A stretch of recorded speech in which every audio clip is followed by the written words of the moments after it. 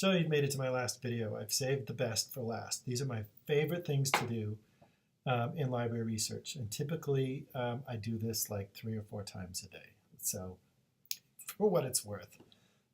When you are going to look for a data set in one of those, so we looked at Rebecca's research guide, but one that she recommended on her frequently used list was something called ICPSR, the Inter-University Consortium for Political and Social Research. Data sets, a lot of them publicly available. You can just put in something like LGBTQ. Data sets, when somebody curates the data set, so they're in charge of managing it and make sure that it gets accessed by the people who are most interested in it, will apply keywords to it. Oftentimes it's the author of the grant.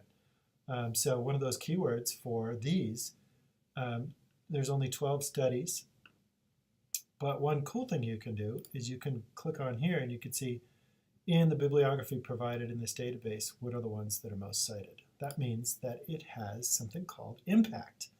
This is not a quantifiable impact because it might be too narrow just being in the ICPSR, but keep that idea in mind. So we found one, Latino MSM community involvement, HIV protective effects. So we go and we copy that and we go to another database. In my research guide, I had some high-level ones, and if you see the last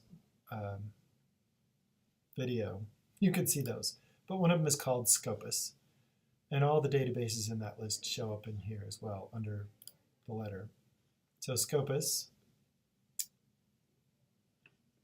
S-C-O-P-U-S.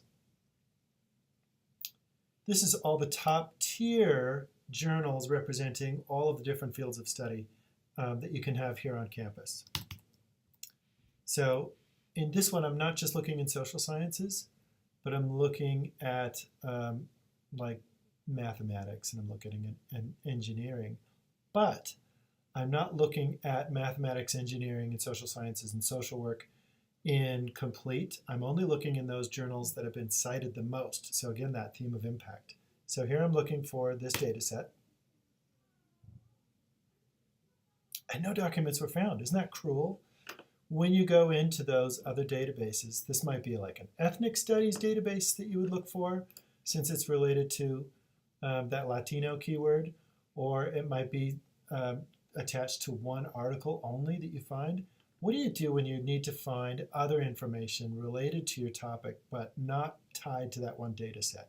So if you're doing a literature review to support the research that you're looking at, this is a strategy that I could recommend. So, I even wrote this out. So I'm going to do keywords. So instead of the name of a data set, LGBTQ, and youth, and we didn't know if it was bully or bullying, or if it was suicide. And that could be like suicide, suicide ideation. You might throw in different keywords depending on you go. So looking for LGBTQ, and then after I find those things in the 70 million top tier journal articles, then it's going to return everything that has youth in that set. And then after I have those two together, then it's going to look amongst those for an incidence of the word bully, bullying. That's what the star does. It's like a prefix, so bully, bullying, or suicide. Let's see what we get. 76 documents. That's still pretty good, isn't it? How do you figure out which ones had the most impact in the research that you're interested in doing? Because all of these arguably are related. Now you could go down and you could see things that were published recently, or you could look at a particular author, or you could go into social sciences, but then you might be omitting medicine, psychology, or the humanities. So what scholars will do is they will try and see how many times something has been cited. In Web of Science does this, Scopus does this, and Google Scholar does this to a lesser extent. But you can go to that sort menu and do cited by. And then you can find, in 2011, Robison and Esplade, I'm not going to pronounce that right.